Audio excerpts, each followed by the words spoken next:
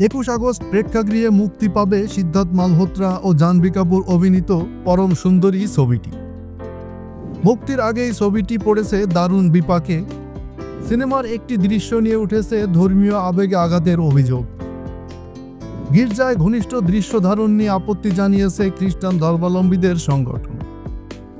2 দিন আগেই মুক্তি পেয়েছে ছবিটির ট্রেলার, আর ট্রেলারের শুরুতে গির্জার ভেতরে রোমান্সে দেখা যায় জাহ্নবী কাপুর ও সিদ্ধার্থকে।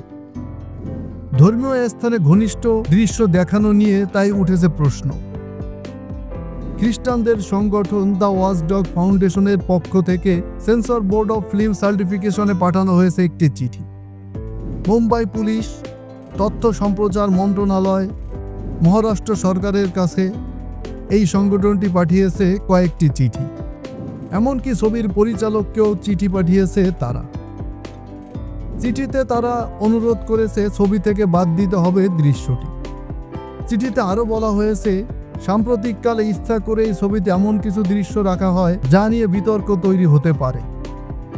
দর্শকদের দৃষ্টি আকর্ষণ করতেই এমন করা হয়ে থাকে, এই প্রবণতা বন্ধ হওয়া উচিত। চিঠিতে তারা আরও লিখেছে, গির্জা একটি পবিত্র স্থান, সেখানে এমন দৃশ্য দেখানো যায় না। এই ধরনের দৃশ্য শুধু ধর্মীয় ও আধ্যাত্মিক আবেগকেই আঘাত করে এমন নয়, সমগ্র ক্যাথলিক গোষ্ঠীকে আঘাত করেছে। এর প্রেক্ষিতে যদিও এখনও প্রযোজনা প্রতিষ্ঠান ও নির্মাতাদের পক্ষ থেকে কোনো মন্তব্য করা হয়নি। পরম সুন্দরী সিনেমাটি পরিচালনা করেছেন তুষার জালোটা।